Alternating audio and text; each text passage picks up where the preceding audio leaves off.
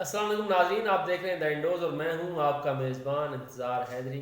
नाजरीन, मुसलसल वज़ीर आज़म इमरान ख़ान को वो तमाम लोग छोड़ रहे हैं जिनके सहारे पर इमरान ख़ान ने हुकूमत कायम की थी, और आज हुकूमत का जो अदद है कौमी असम्बली में वो सिकुड़ कर 164 पर आ गया है, जबकि अपोजिशन MKM की हिमायत के बाद अब वो नफसियाती अदद 172 अबूर कर चुकी है, जिसे सादा अक्सरियत कहते हैं, और इस वक्त उसके पास 176 अरकान आ गए हैं। और अपोजिशन ने MKM के साथ मुशावरत और उसके ऐलान प्रेस कॉन्फ्रेंस के बाद सिंध हाउस में एक और इजलास किया और उसमें दावा किया कि अब उनके पास 196 अरकान मौजूद हैं, और इस तरह से वज़ीर आज़म इमरान ख़ान के पास अक्सरियत नहीं है। बेहतर है कि वो मुस्ताफ़ी हों और घर चले जाएं। लेकिन कौमी असम्बली का इजलास कल दोपहर 4 बजे है, और 4 बजे के बाद स्पीकर कौमी असम्बली फैसला करेंगे कि आया इस मामले पर सिर्फ बहस कराई जाएगी या फिर वोटिंग भी फिल फॉर शुरू करा दी जाएगी।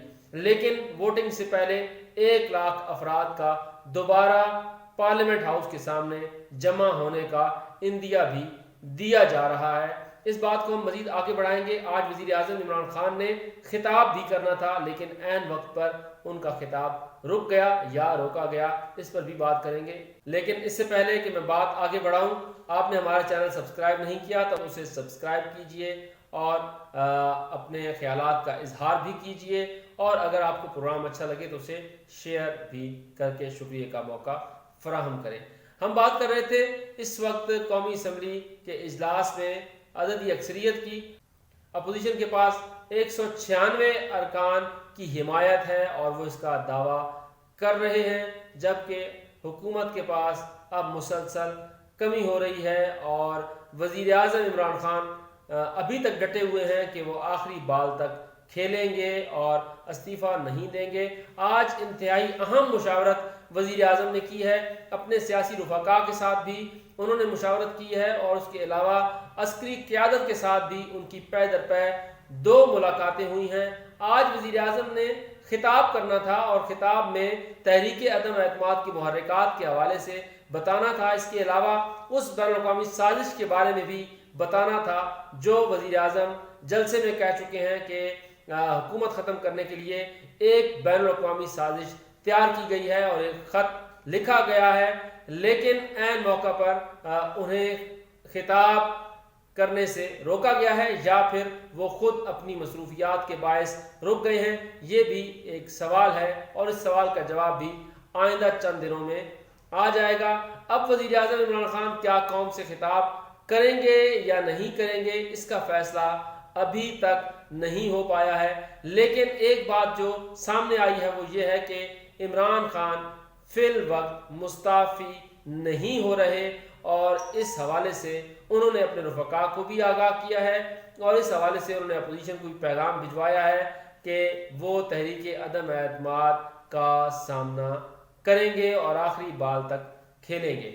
दूसरी जानिब अपोजिशन ये कह रही है कि उनके पास नंबर्स बहुत ज़्यादा हैं और हर सूरत में तहरीक अदम एतमाद कामयाब होगी, और वो मुतालबा करेंगे स्पीकर कौमी असम्बली से कि फिल फॉर वोटिंग कराई जाए और इस मामले को हल किया जाए, नए कायदे ऐवान का इंतखाब किया जाए। नए कायदे ऐवान के इंतखाब के बाद अपोजिशन का अगला टारगेट स्पीकर और डिप्टी स्पीकर होंगे, और फिर उसके बाद चेयरमैन सेनेट की बारी आएगी, और उसके अलावा वो पंजाब असम्बली में भी तहरीक अदम एतमाद पर अपनी कार्रवाई का आगाज़ करेंगे। लेकिन ये अगले मरहले हैं, ये जब आएंगे तो उस वक्त बात करेंगे।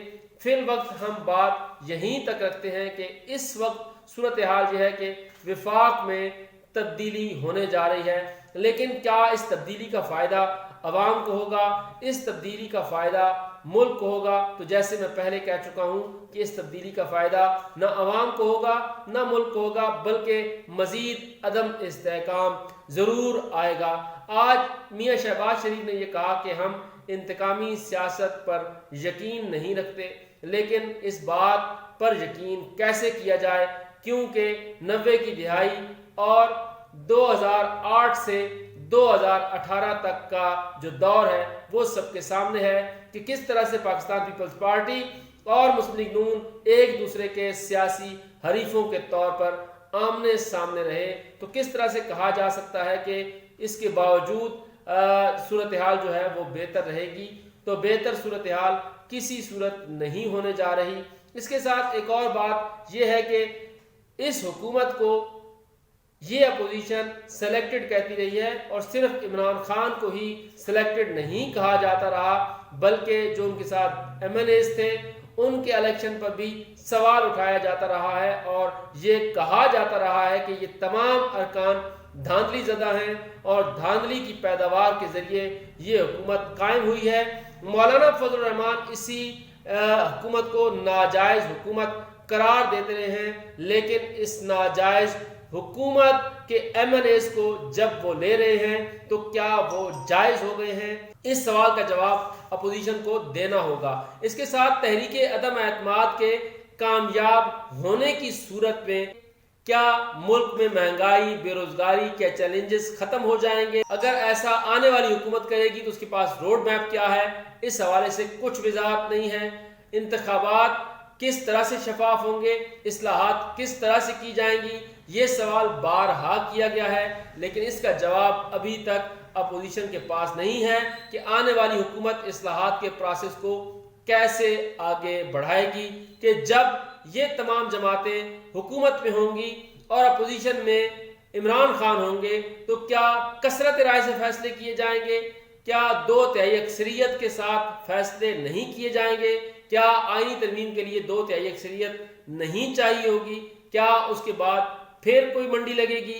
کیا ایک مرتبہ پھر ان سیاستدانوں کو ایکسپوز ہونا پڑے گا جو اس تمام سینیریو میں اب تک ہو چکے ہیں؟ تو یہ وہ سوالات ہیں جن کے جواب بہرحال اس اپوزیشن کو دینا ہے۔ اس کے ساتھ ساتھ یہ وہی فروغ نسیم ہیں جن کے اوپر اپوزیشن مسلسل تنقید کرتی تھی، اور یہ کہا جاتا تھا کہ یہ پرویز مشرف کے وکیل رہے، ایک ڈکٹیٹر کے وکیل کو اس حکومت نے وزیر قانون بنا دیا، لیکن آج اسی کی جماعت نے اعلان کیا تو مبارکباد دی گئی اور یہ کہا گیا کہ جمہوریت مزید مضبوط ہوگی۔ لیکن کیا آنے والی حکومت میں اسی فروغ نسیم کو کوئی اور اہم عہدہ تو نہیں دیا جا رہا؟ ہمارے ذرائع یہ کہہ رہے ہیں کہ آنے والی حکومت میں بھی وفاقی وزیر کے طور پر فروغ نسیم کابینہ کا حصہ ہوں گے۔ تو کیا جن لوگوں نے عمران خان کے ساتھ مل کر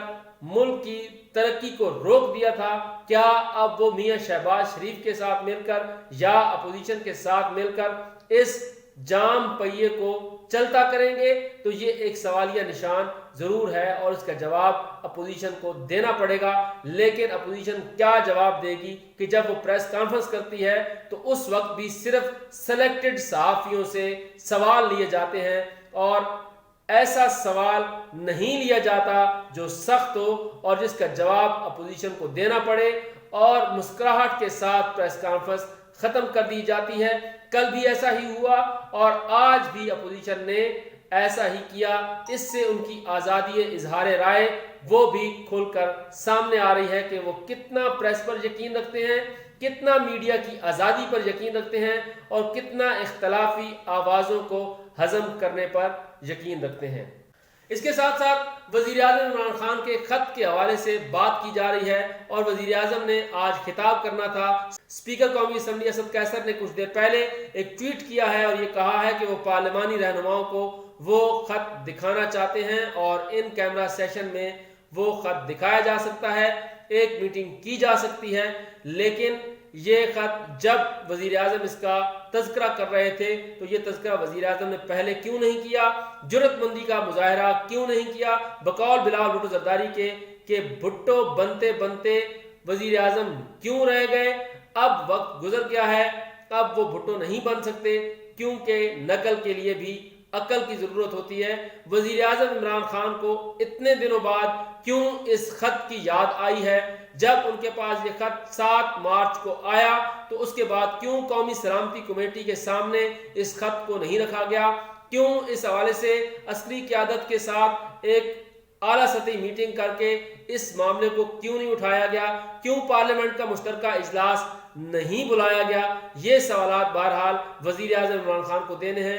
ان کا جواب انتہائی ضروری ہے، کیونکہ یہ قومی سلامتی سے جڑا معاملہ ہے۔ یہ صرف وزیر اعظم کا معاملہ نہیں بلکہ پاکستان کا معاملہ ہے۔ اور ایک اور بات، ہمارے سینئر دوست رزاق کھٹی صاحب اکثر ایک جملہ کہتے ہیں کہ جب لڑائی کے بعد مکہ یاد آئے تو پھر اسے اپنے منہ پر مار لینا چاہیے۔ اس پروگرام کے ساتھ اجازت دیجیے، اپنا فیڈ بیک ضرور دیجیے۔ مزید جو بھی خبریں ہوں گی، جو بھی اپڈیٹس ہوں گی، آپ کو دیتے رہیں گے۔ ہمارا پروگرام دیکھتے رہیے اور اپنی رائے کا اظہار ضرور کیجیے۔